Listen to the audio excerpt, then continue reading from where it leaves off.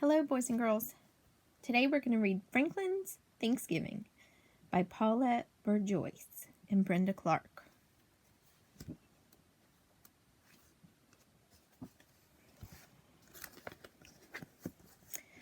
Franklin liked everything about Thanksgiving. He liked eating pumpkin fly pie and cranberry jelly.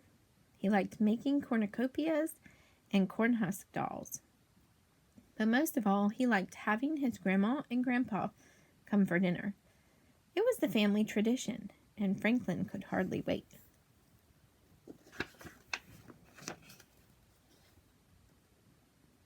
A week before Thanksgiving, a postcard arrived from Franklin's grandparents. "Oh dear," sighed Franklin's mother. "Grandma and Grandpa can't make it back for the holiday." "But they have to," cried Franklin. "They're always here for Thanksgiving."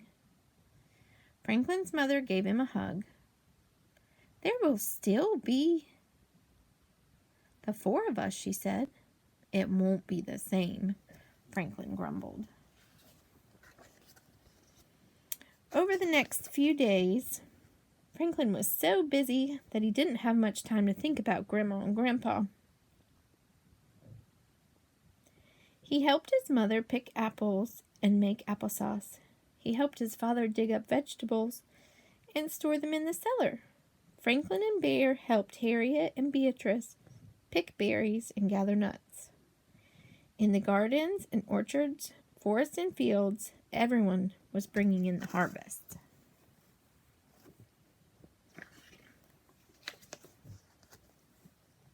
Franklin counted all the jars of jam and preserves.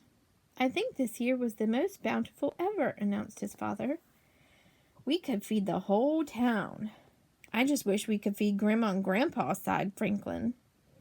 His mother agreed. "We'll miss having company," she said.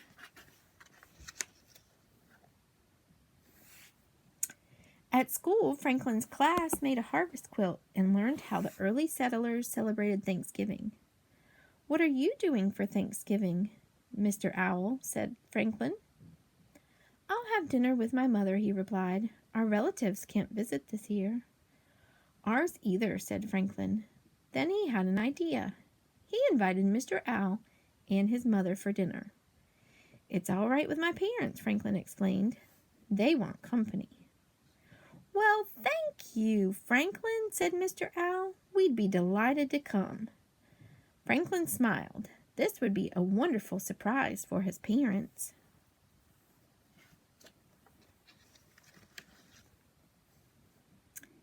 At home, Franklin's mother looked at the berry pies cooling on the windowsill. She had an idea. She walked over to Bear's house and invited the whole family for Thanksgiving. "This will be a wonderful surprise for everyone," she explained.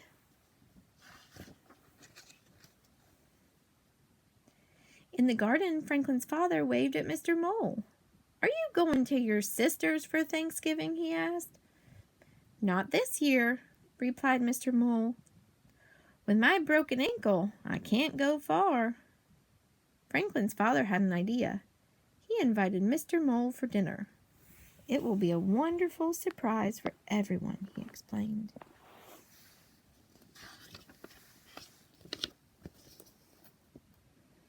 After school, Franklin went home with Moose. That's when he had another idea. It was the Moose family's first Thanksgiving in Woodland. Franklin invited them for dinner. "It's all right with my parents," he explained. "They want company." "Well, we'd be delighted," replied Mrs. Moose. Franklin smiled. His surprise was getting bigger and bigger. Boys and girls, what do you think is going to happen with all of these people coming for Thanksgiving dinner? On Thanksgiving morning, Franklin got up early to help with dinner. He stirred soup and shucked corn. Then he set the table for 9. Franklin's father counted the place settings. He shook his head and reset the table for 5. Franklin's mother looked at the table.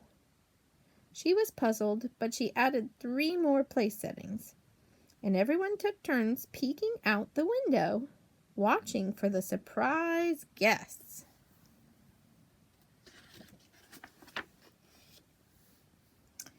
Mr. Owl and his mother were the first to arrive. "Surprise!" Franklin shouted to his parents. "This is a surprise!" they exclaimed. Then Franklin saw the Bear family and Mr. Mole. Now everyone was surprised. All of the guests crowded inside, holding platters and bowls heaped high with lots of food.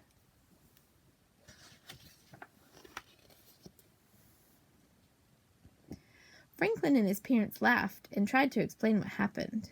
"Well, we sure have plenty to eat," declared Franklin's mother. "We just don't have plenty of room." Franklin knew they had a big problem.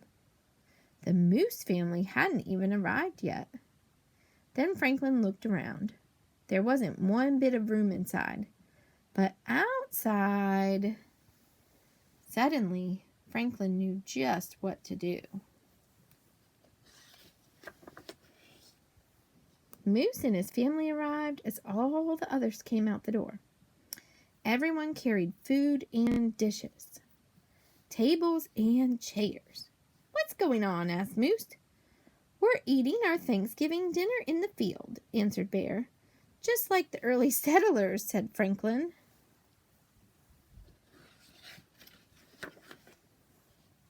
There they all are. It was a wonderful afternoon. Everyone ate lots of good food, and everyone said how thankful they were for good friends and family. Franklin was thankful for 3 helpings of pumpkin fly pie.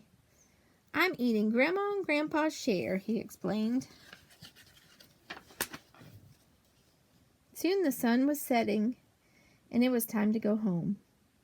"This was a wonderful day," said Franklin's mother. And Franklin agreed. "Let's do it again next year," he said. Everyone laughed and cheered.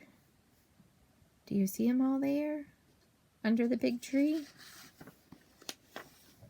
Grandma and Grandpa phoned later that night, and Franklin told them all about the new Thanksgiving tradition. They promised that next year they wouldn't miss it for anything. Franklin smiled. He might not get 3 helpings of pumpkin fly pie next year, but he knew he'd still be thankful. And that was Franklin's Thanksgiving. Boys and girls, I'm going to read a few more, and I want you to think about which one is your favorite. The next story is called Arthur's Thanksgiving, and this is by Mark Brown.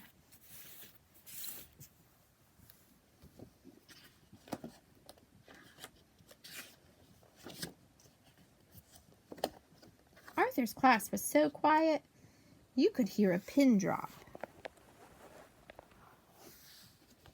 Mr. Ratburn was about to announce the director for the Thanksgiving play, The Big Turkey Hunt. Arthur chewed his pencil. "I hope he picks me," whispered Francine. They all held their breath. "I've chosen to direct the play," said Mr. Ratburn. He handed Arthur the script. "Oh, excuse me. I've chosen Arthur to direct the play," said Mr. Ratburn. He handed Arthur the script. "Me? The director?" said Arthur. "Oh, no," grumbled Francine. "This is going to be a disaster." Arthur's first job as director was to assign parts. The narrator would have the most to say, but the turkey, the symbol of Thanksgiving, had the most important role of all. Secretly, Arthur was glad he wouldn't have to be the turkey, but who would play that part? At lunch, Francine gave Arthur 2 chocolate cupcakes. She wanted to be the narrator. Buster even let Arthur borrow his Captain Zoom spaceman. He wanted to be Governor William Bradford. Being the director seemed like fun. Arthur thought Francine would make a good turkey. "Never," said Francine. "I want to be the narrator. Besides, I have the loudest voice." Well, there was no doubt about that. Francine would be the narrator. Arthur showed Muffy a drawing of a turkey costume. Lots of feathers, said Arthur. It's a very glamorous role. Yuck! Vomitrocious, squealed Muffy. I should be the Indian princess.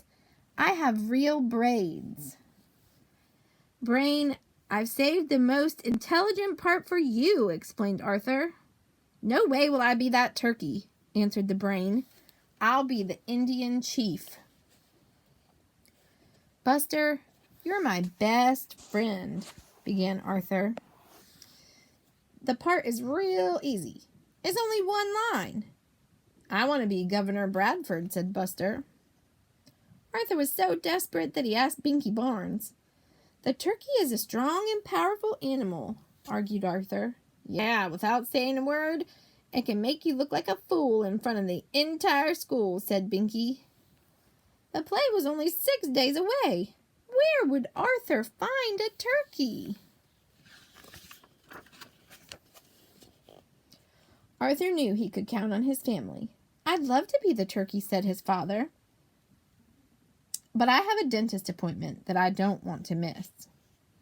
The world is full of turkeys, joked his mother. You should be able to find one. I wouldn't be caught dead in that outfit, said his sister D.W.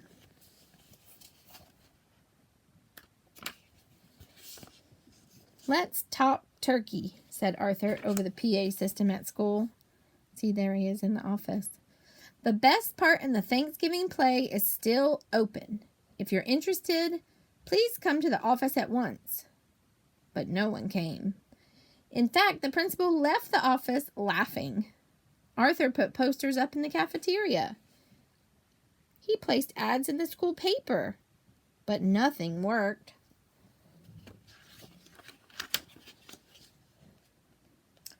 Arthur had other problems too. Muffy complained about everything. I should be narrator. My parents are paying for the cast party, she whined. Francine would not take off her movie star glasses. They're good luck, she explained, but she was having a hard time seeing what she was doing. Buster couldn't remember his lines. In 1620, he recited, we sailed to America on the cauliflower.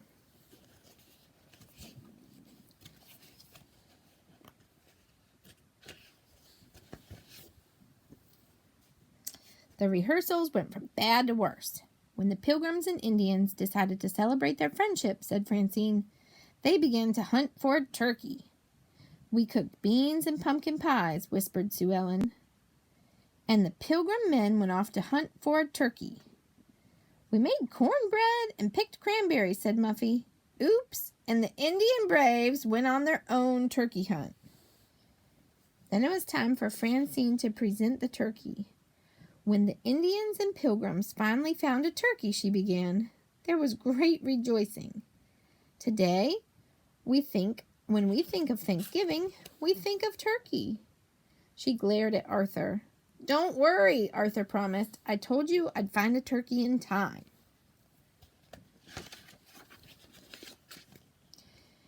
As a last resort, Arthur decided to rent a turkey, but that was not a good idea. If you don't get a turkey by tomorrow's performance, said Francine, I'll quit. Everyone agreed. No turkey, no play. Arthur went home to think. He thought about turkeys while he did arithmetic. He thought about turkeys while he played the piano. He thought about turkeys while he and D.W. did the dishes. Boy, said D.W., if you want something done right, you have to do it yourself. The next morning, Francine, Muffy, and Buster stood before Arthur. They weren't taking any chances. Do we have a turkey? They asked. Arthur just smiled. The whole school filed into the auditorium. Ooh, said the kids when the lights went out. Shh, said the teachers as the curtain went up. In 1620, we sailed to America on the Mayflower, repeated Buster proudly. Whew, said Arthur. The play continued smoothly. Muffy did not drop the cranberries. The brain had his costume on correctly, and Sue Ellen said her lines in a loud, clear voice. And Francine, she'd even taken off the movie star glasses. Then it came time for Francine's big speech. She crossed her fingers and began. When the Indians and Pilgrims finally found a turkey, there was great rejoicing. And today, when we think of Thanksgiving, we think of turkey. There was a lot of fumbling behind the curtain, and Arthur took a deep breath.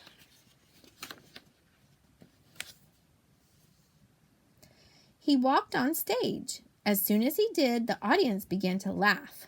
Arthur turned bright red. This was going to be even worse than he thought it would be. The turkey, Arthur began, is a symbol of togetherness and Thanksgiving, said a chorus of voices behind him. Arthur turned around and smiled. I guess Mom was right. The world is full of turkeys. Okay, turkeys all together now. Let's hear that last line loud and clear. Happy Thanksgiving. There's Arthur and his whole crew. All right, boys and girls, we have one more book for our Thanksgiving Center. We're going to read the story called Thanksgiving Day. It's by Anne Rockwell, and the pictures are by Lizzie Rockwell.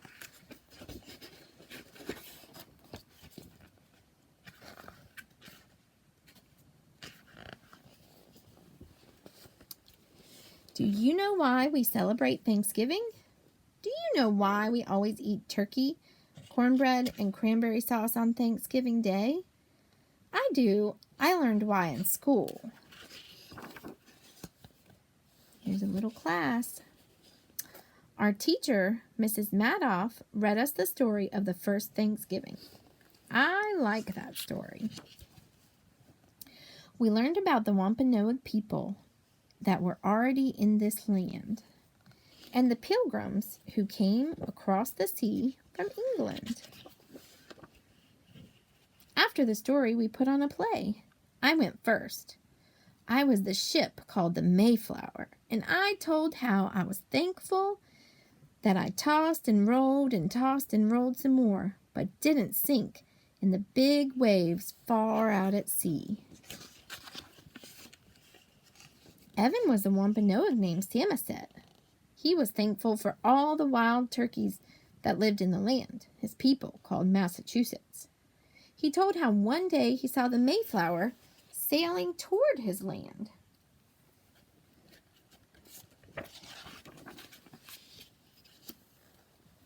Sarah told how all the Pilgrims were thankful when they finally reached a big rock. They named it Plymouth Rock, after the place they came from in England. They saw lots of wild cranberries growing.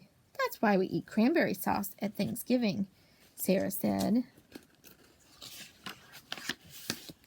Nicholas told how he was thankful for forests full of trees. The Pilgrims chopped them down to build warm houses.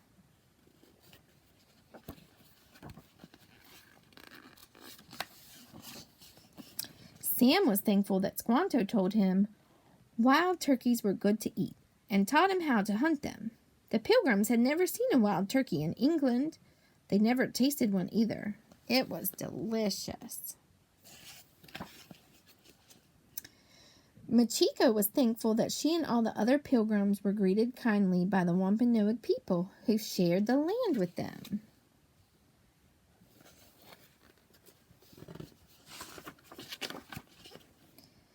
Kate was thankful that her new neighbors were peaceful Pilgrims looking for a new land to live in, and not mean people looking for someone to fight with. Jessica was thankful that the beautiful land of Massachusetts had enough good things for everyone.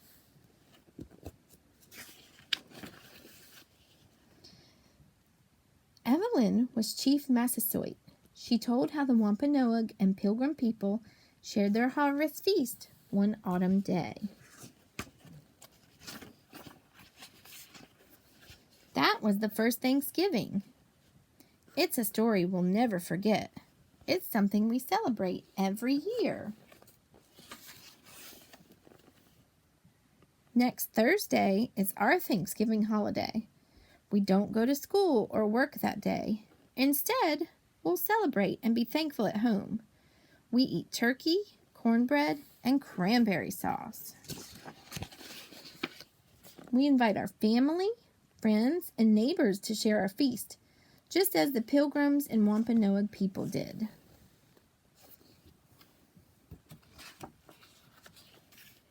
And that's the end, boys and girls.